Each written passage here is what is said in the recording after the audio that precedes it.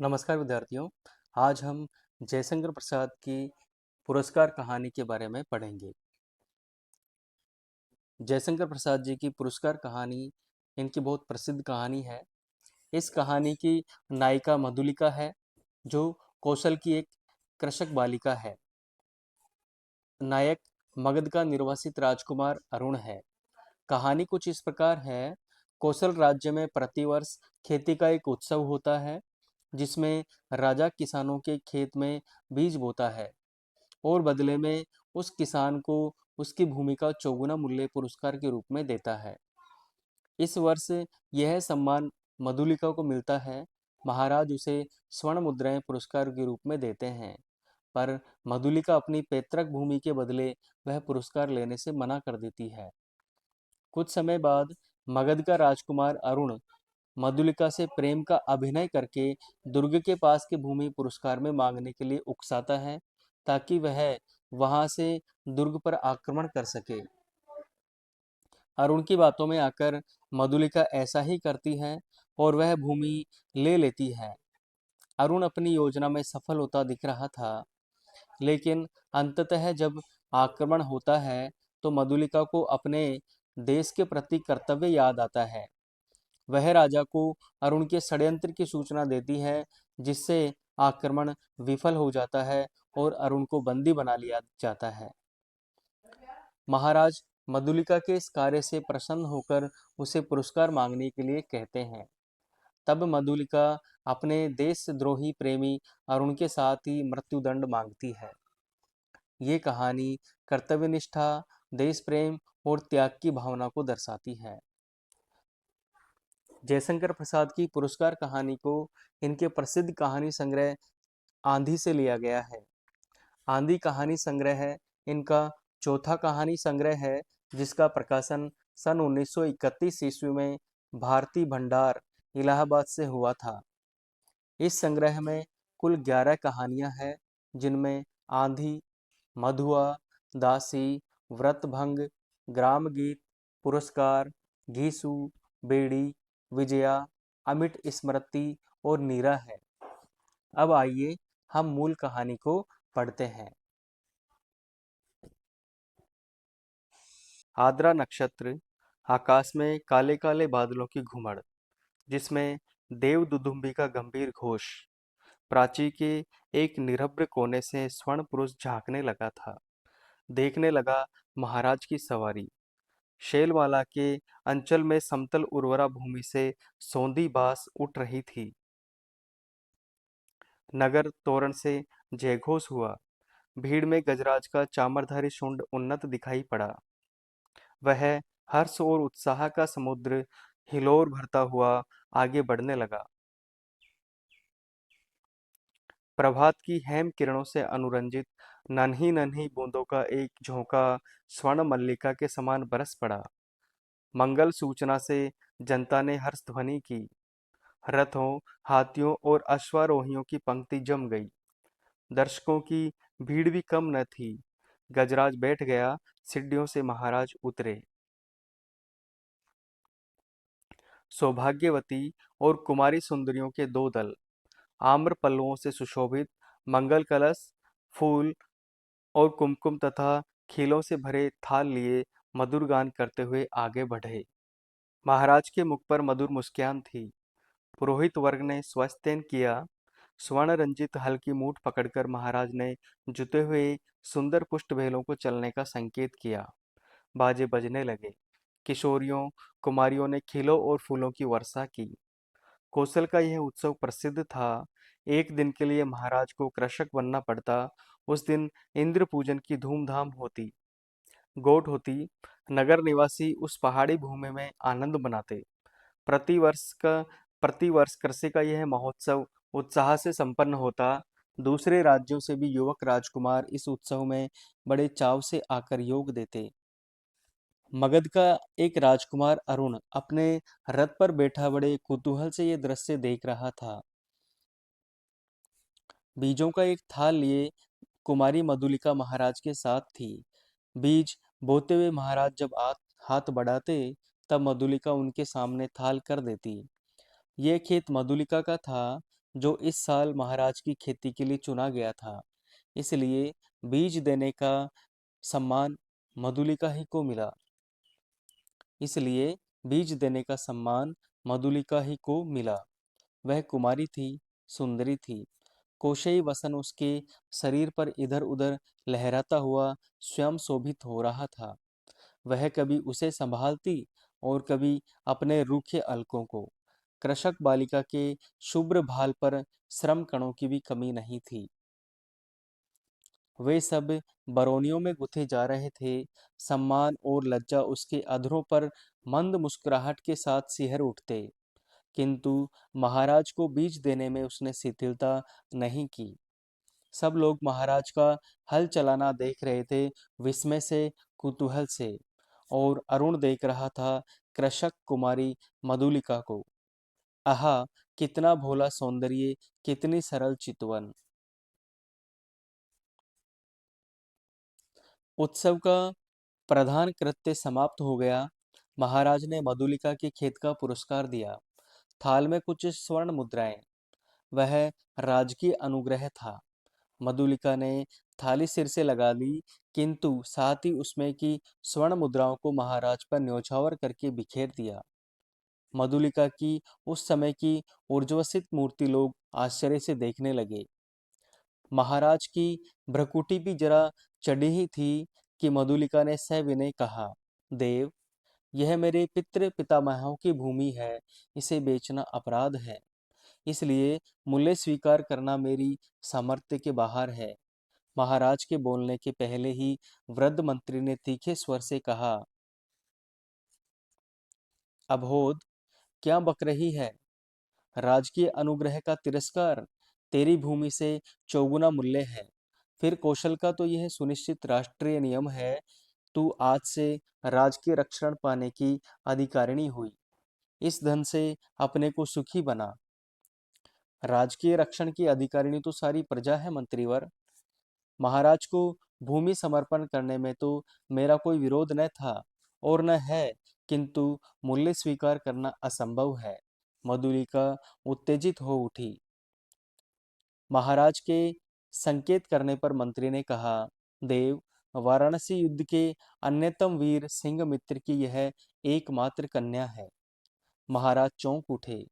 सिंहमित्र की कन्या, जिसने मगध के सामने कौशल की लाज रख ली थी, उसी वीर की मधुलिका कन्या है? हाँ देव, सविनय मंत्री ने कहा। इस उत्सव के परंपरागत नियम क्या है मंत्रीवर? महाराज ने पूछा।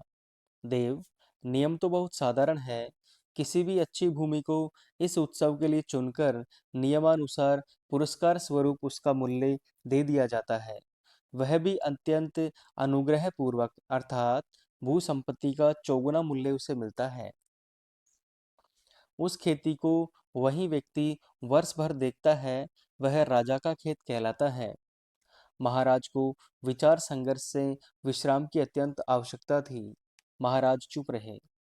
जयघोष के साथ सभा विसर्जित हुई। सब अपने अपने शिविरों में चले गए। किंतु मधुलिका को उत्सव में फिर किसी ने न देखा। वह अपने खेत की सीमा पर विशाल मधुक वृक्ष के नीचे चिकने हरे पत्तों की छाया में अनमनी चुपचाप बैठी रही। रात्रि का उत्सव अब विश्राम ले रहा था। राजकुमार अरुण उसमें सम्मिलित नहीं हुआ। अपने विश्राम भवन में जागरण कर रहा था। आंखों में नींद न थी। प्राची में जैसी गुलाबी खिल रही थी, वह रंग उसकी आंखों में था। सामने देखा तो मुंडेर पर कपोती एक पैर पर खड़ी पंख फैलाए अंगड़ाई ले रही थी। अरुण उठ खड़ा हुआ। द्वार पर सुसज्जित अश्व था। वह देखते देखते नगर तोरण पर जा पहुंचा। रक्षण रक्षक गण ऊँग रहे थे। अश्व के पैरों के शब्द से चौंक उठे। युवक कुमार तीर सा निकल गया। सिंधु देश का तुरंग प्रभात के पवन से पुलकित हो रहा था। घूमता घूमता अरुण उसी मधुक वृक्ष के नीचे पहुंचा, जहां मधुलिका अपने हाथ पर सिर धरे हुए खिन्न मुद्रा का सुख ले रही थी। अरुण ने देखा, एक छिन्न माधवी लता वृक्ष की शाखा से च्युत होकर पड़ी है। सुमन मुकुलित भ्रमर निस्पंद थे। अरुण ने अपने अश्व को मौन रहने का संकेत किया, उस सुषमा को देखने के लिए, परंतु कोकिल बोल उठी। उसने जैसे उसने अरुण से प्रश्न किया, छी, कुमारी के सोए हुए सौंदर्य पर दृष्टिपात करने वाले धृष्ट तुम कौन? मधुलिका की आंख खुल पड़ी। उसने देखा एक अपरिचित युवक। वह संकोच से उठ बैठी। भद्रे, तुम ही न कल के उत्सव की संचालिका रही हो? उत्सव? हाँ, उत्सव ही तो था। कल उस सम्मान क्यों? आपको कल का स्वप्न सता रहा है भद्र? आप क्या मुझे इस अवस्था में संतुष्ट न रहने देंगे? मेरा हृदय तुम्हारी उस छवि का भक्त बन गया है देवी। अरुण कहता है। मधुलिका कहती है, मेरे उस अभिनय का, मेरी विडंबना का। आह है, मनुष्य कितना निर्दय है। अपरिचित, क्षमा करो, जाओ अपने मार्ग। सरलता की देवी, मैं मगध का राजकुमार तुम्हारे अनुग्रह का प्रार्थी हूँ। मेरे हृदय की भावना अवगुंठन में रहना नहीं जानती। उसे अपनी बीच में ही मधुलिका कहती है, राजकुमार, मैं कृषक बालिका हूँ, आप नंदन बिहारी, और मैं पृथ्वी पर परिश्रम करके जीने वाली। आज मेरी स्नेह की भूमि पर से मेरा अधिकार छीन लिया गया है। मैं दुख से विकल हूँ, मेरा उपहास न करो। अरुण कहता है, मैं कौशल से तुम्हारी भूमि तुम्हें दिलवा दूंगा। मधुलिका, नहीं, वह कौशल का राष्ट्रीय नियम है। मैं उसे बदलना नहीं चाहती, चाहे उससे मुझे कितना ही दुख हो। तब तुम्हारा रहस्य क्या है? मधुलिका कहती है, ये रहस्य मानव हृदय का है, मेरा नहीं। राजकुमार, नियमों से यदि मानव हृदय बाध्य होता, तो आज मगध के राजकुमार का हृदय किसी राजकुमारी की ओर न खींचकर एक कृषक बालिका का अपमान करने न आता। मधुलिका उठ खड़ी हुई। चोट खाकर राजकुमार लौट पड़ा। किशोर किरणों से उसका रत्न किरीट चमक उठा। अश्व वेग से चला जा रहा था, और मधुलिका निष्ठुर प्रहार करके क्या स्वयं आहत न हुई? उसके हृदय में टिस सी होने लगी। वह सजल नेत्रों से उड़ती हुई धूल को देखने लगी। मधुलिका ने राजा का प्रतिदान अनुग्रह नहीं लिया। वह दूसरे खेतों में काम करती और चौथे पहर रूखी सूखी खाकर पड़ रहती। मधुक वृक्ष के नीचे छोटी सी पर्ण कुटीर थी। सूखे डंठलों से उसकी दीवार बनी थी। मधुलिका का वही आश्रय था। कठोर परिश्रम करके जो रूखा अन्न मिलता, वही उसकी सांसों को बढ़ाने के लिए पर्याप्त था। दुबली होने पर भी उसके अंग पर तपस्या की कांति थी। आसपास के कृषक उसका आदर करते। वह एक आदर्श बालिका थी। दिन, सप्ताह, महीने और वर्ष बीतने लगे। शीतकाल की रजनी, मेघों से भरा आकाश जिसमें बिजली की दौड़ धूप, मधुलिका का छाजन टपक रहा था। ओढ़ने की कमी थी। वह ठिठुर कर एक कोने में बैठी थी। मधुलिका अपने अभाव को आज बढ़ाकर सोच रही थी। जीवन से सामंजस्य बनाए रखने वाले उपकरण तो अपनी सीमा निर्धारित रखते हैं, परंतु उनकी आवश्यकता और कल्पना भावना के साथ बढ़ती घटती रहती है। आज बहुत दिनों पर उसे आज बहुत दिनों पर उसे बीती हुई बात स्मरण हुई। दो नहीं, नहीं, 3 वर्ष हुए होंगे। इसी मधुप वृक्ष के नीचे प्रभात में तरुण राजकुमार ने क्या कहा था? वह अपने हृदय से पूछने लगी। उन चाटुकारी शब्दों को सुनने के लिए उत्सुक सी वह पूछने लगी, क्या कहा था? दुख दग्ध हृदय उन स्वप्न सी बातों को स्मरण रख सकता था? और स्मरण ही होता तो भी कष्टों की इस काली निशा में वह कहने का साहस करता? हाय री विडंबना! आज मधुलिका उस बीते हुए क्षण को लौटा लेने के लिए विकल थी। दारिद्र्य की ठोकरों ने उसे व्यथित और अधीर कर दिया है। मगध की प्रासाद माला के वैभव का काल्पनिक चित्र उन सूखे डंठलों के रंध्रों से नभ में बिजली के आलोक में नाचता हुआ दिखाई देने लगा।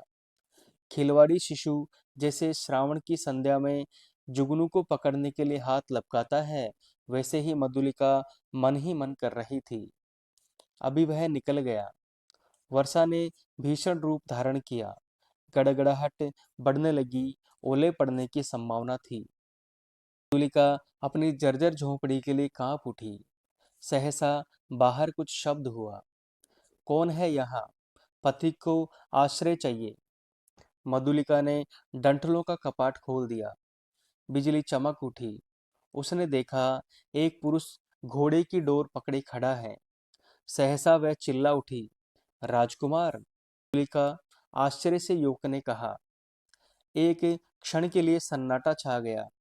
मधुलिका अपनी कल्पना को सहसा प्रत्यक्ष देखकर चकित हो गई। इतने दिनों के बाद आज फिर? अरुण ने कहा। कितना समझाया मैंने, परंतु मधुलिका अपनी दयनीय अवस्था पर संकेत करने देना नहीं चाहती थी।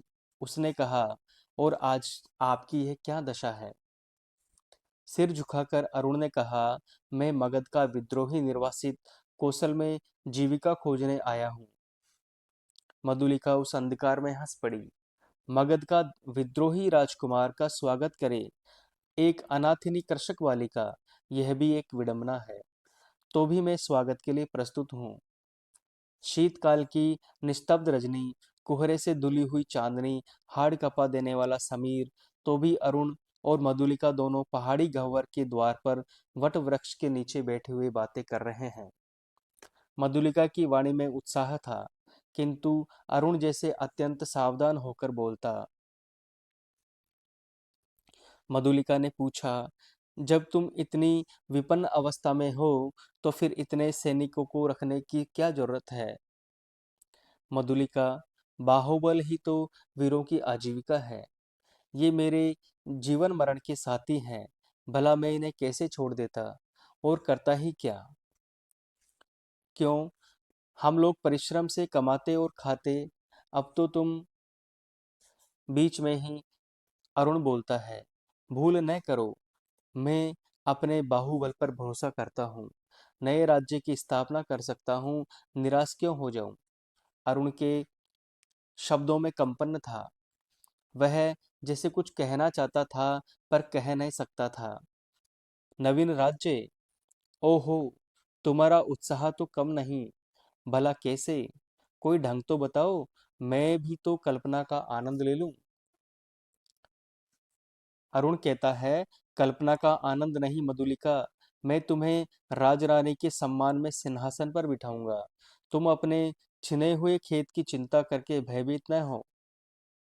एक क्षण में सरल मधुलिका के मन में प्रमाद का अंधड़ बहने लगा। द्वंद्व मच गया। उसने सहसा कहा, आह, मैं सचमुच आज तक तुम्हारी प्रतीक्षा करती थी राजकुमार। अरुण ने ढिठाई से उसके हाथों को दबाकर बोला, तो मेरा भ्रम था। तुम सचमुच मुझे प्यार करती हो। युवती का वक्षस्थल फूल उठा। वह हाँ भी नहीं कह सकी, ना भी नहीं। अरुण ने उसकी अवस्था का अनुभव कर लिया। कुशल मनुष्य के समान उसने अवसर को हाथ से न जाने दिया। तुरंत बोल उठा, तुम्हारी इच्छा हो तो प्राणों से पण लगाकर मैं तुम्हें इस कौशल सिंहासन पर बिठा दूं। मधुलिके, अरुण के खड़क का आतंक देखोगी?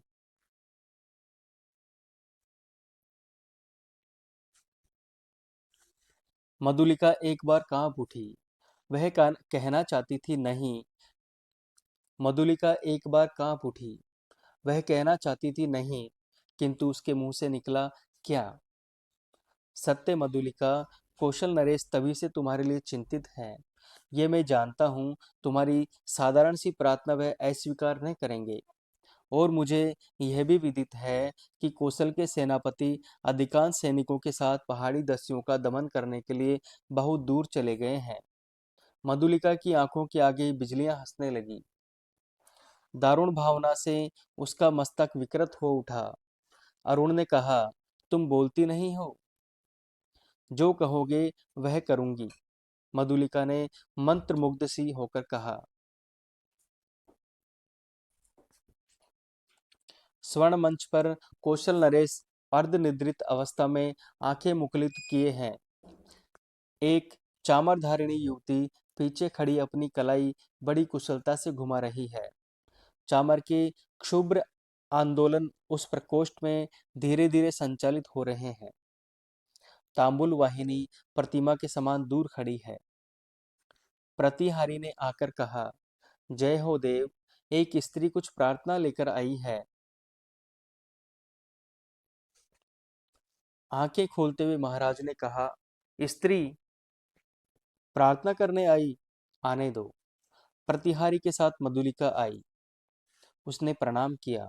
महाराज ने स्थिर दृष्टि से उसकी ओर देखा और कहा, तुम्हें कहीं देखा है? 3 बरस हुए देव, मेरी भूमि खेती के लिए ली गई थी। ओ है, तो तुमने इतने दिन कष्ट में बिताए, आज उसका मूल्य मांगने आई हो। अच्छा अच्छा, तुम्हें मिलेगा। प्रतिहारी महाराज ने कहा। मधुलिका कहती है, नहीं महाराज, मुझे मूल्य नहीं चाहिए। मूर्ख, फिर क्या चाहिए? उतनी ही भूमि दुर्ग के दक्षिणी नाले के समीप की जंगली भूमि, वहीं मैं अपनी खेती करूंगी। मुझे एक सहायक मिल गया है, वह मनुष्यों से मेरी सहायता करेगा। भूमि को समतल भी बनाना होगा। महाराज ने कहा, कृषक बालिके, वह बड़ी ऊबड़ खाबड़ भूमि है। तिस पर वह दुर्ग के समीप एक सैनिक महत्व रखती है। मधुलिका कहती है, तो फिर लौट जाऊं? सिंह मित्र की कन्या, मैं क्या करूं? तुम्हारी ये प्रार्थना, देव, जैसी आज्ञा हो। महाराज कहते हैं, जाओ, तुम श्रम जीवियों को उसमें लगाओ। मैं अमात्य को आज्ञा पत्र देने का आदेश करता हूँ। जय हो देव कहकर प्रणाम करती हुई मधुलिका राज मंदिर से बाहर आई। दुर्ग के दक्षिण भयावने नाले के तट पर घना जंगल है।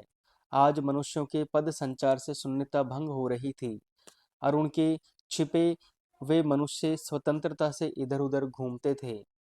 झाड़ियों को काटकर पथ बन रहा था। नगर दूर था, फिर उधर यूं ही कोई नहीं आता था। फिर अब तो महाराज की आज्ञा से वहां मधुलिका का अच्छा खेत बन रहा था। तब इधर की किसको चिंता होती? एक घने कुंज में अरुण और मधुलिका एक दूसरे को हर्षित नेत्रों से देख रहे थे। संध्या हो चली थी। उस निविड़ वन में उन नवागत मनुष्यों को देखकर पक्षीगण अपने नीड को लौटते हुए अधिक कोलाहल कर रहे थे। प्रसन्नता से अरुण की आंखें चमक उठी। सूर्य की अंतिम किरण झुरमुट में घुसकर मधुलिका के कपोलों से खेलने लगी। अरुण ने कहा, 4 प्रहर और विश्वास करो, प्रभात में ही इस जीर्ण कलेवर कौशल राष्ट्र की राजधानी श्रावस्ती में तुम्हारा अभिषेक होगा और मगध से निर्वासित मैं एक स्वतंत्र राष्ट्र का अधिपति बनूंगा। मधुलिके, भयानक। अरुण, तुम्हारा साहस देखकर मैं चकित हो रही हूँ। केवल 100 सैनिकों से तुम? रात के तीसरे प्रहर मेरी विजय यात्रा होगी।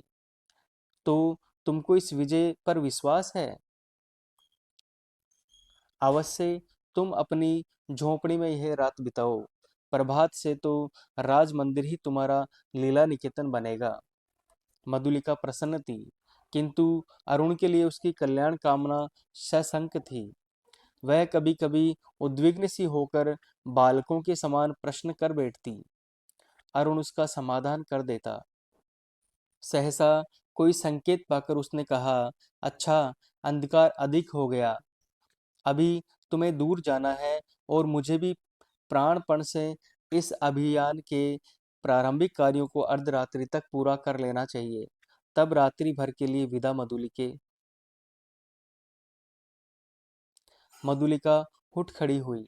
कंटीली झाड़ियों से उलझती हुई क्रम से बढ़ने वाले अंधकार में वह झोपड़ी की ओर चली। पथ अंधकारमय था और मधुलिका का हृदय भी निविड़तम से घिरा था। का मन सहसा विचलित हो उठा। मधुरता नष्ट हो गई। जितनी सुख कल्पना थी वह जैसे अंधकार में विलीन होने लगी। वह भयभीत थी। पहला भय उसे अरुण के लिए उत्पन्न हुआ। यदि वह सफल न हुआ तो? फिर सहसा सोचने लगी, वह क्यों सफल हो? श्रावस्ती दुर्ग एक विदेशी के अधिकार में क्यों चला जाए? मगध का चिर शत्रु ओ है, उसकी विजय। कौशल नरेश ने क्या कहा था? सिंहमित्र की कन्या। सिंहमित्र कौशल का रक्षक वीर, उसी की कन्या आज क्या करने जा रही है? नहीं नहीं, मधुलिका, मधुलिका, जैसे उसके पिता उस अंधकार में पुकार रहे थे। पगली की तरह चिल्ला उठी, रास्ता भूल गई। रात एक पहर बीत चला, पर मधुलिका अपनी झोंपड़ी तक न पहुंची। वह उधेड़बुन में विकसित सी चली जा रही थी। उसकी आंखों के सामने कभी सिंह मित्र और कभी अरुण की मूर्ति अंधकार में चित्रित होती जाती। उसे सामने आलोक दिखाई पड़ा। वह बीच पथ में खड़ी हो गई। प्राय 100 उल्काधारी अश्वारोही चले आ रहे थे और आगे आगे एक वीर अधेड़ सैनिक था। उसके बाएं हाथ में अश्व की वल्गा और दाहिने हाथ में नग्न खड्ग।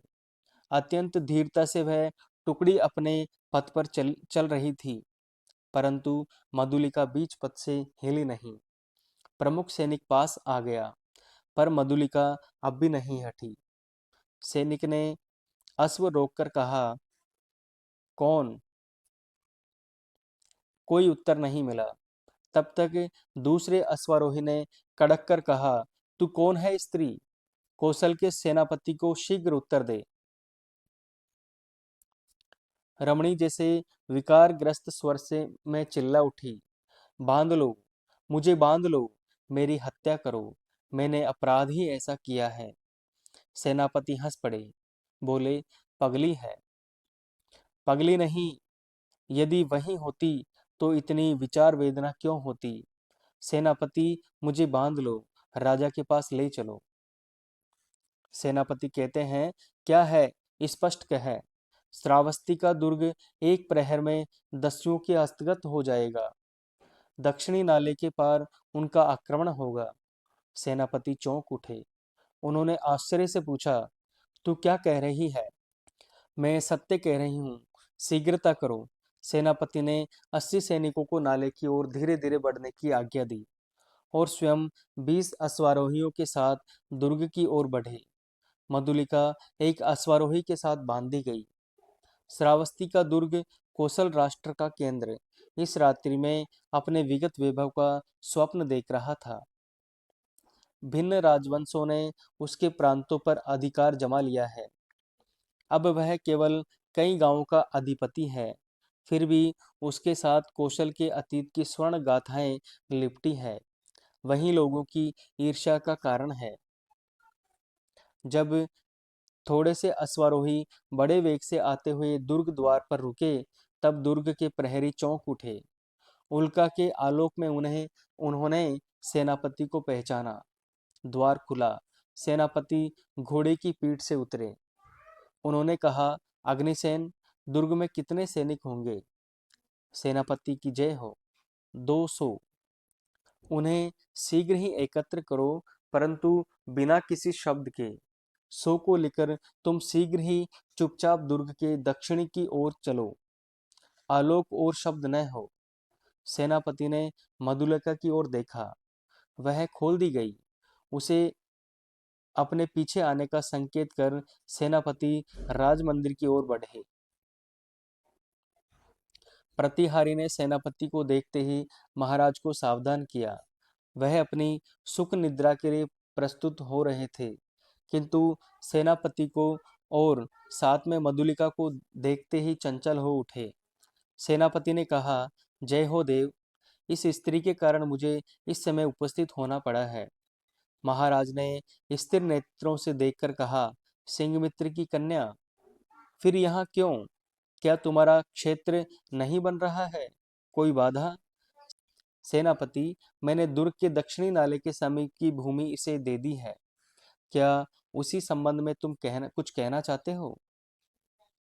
देव, देव, किसी गुप्त शत्रु ने उसी ओर से आज की रात में दुर्ग पर अधिकार कर लेने का प्रबंध किया है और इसी स्त्री ने मुझे पथ में यह संदेश दिया है।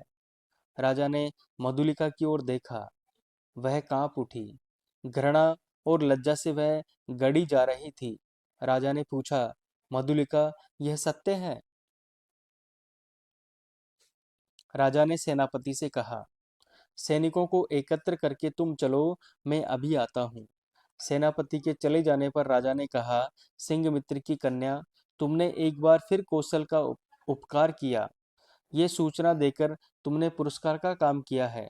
अच्छा, तुम यहीं ठहरो, पहले उन आतताइयों का प्रबंध कर लूं। अपने साहसिक अभियान में अरुण बंदी हुआ और दुर्ग उल्का के आलोक में अतिरंजित हो गया। भीड़ ने जयघोष किया। सबके मन में उल्लास था। श्रावस्ती दुर्ग आज एक दस्यु के हाथ में जाने से बच गया था। आबाल वृद्ध नारी आनंद से उन्मुक्त हो उठे। उषा के आलोक में सभा मंडप दर्शकों से भर गया। बंदी अरुण को देखते ही जनता ने रोष से हुंकार भरते हुए कहा, वध करो। राजा ने सबसे सहमत होकर आज्ञा दी। प्राण दंड। मधुलिका बुलाई गई। वह पगली सी आकर खड़ी हो गई। कौशल नरेश ने पूछा, मधुलिका, तुझे जो पुरस्कार लेना हो मांग। वह चुप रही। राजा ने कहा, मेरी निज की जितनी खेती है मैं सब तुझे देता हूँ। मधुलिका ने एक बार बंदी अरुण की ओर देखा। उसने कहा, मुझे कुछ न चाहिए। अरुण हंस पड़ा। राजा ने कहा, नहीं, मैं तुझे अवश्य दूंगा। मांग ले तो मुझे भी प्राणदंड मिले। कहती हुई वह बंदी अरुण के पास जा खड़ी हुई और यही कहानी समाप्त हो जाती है।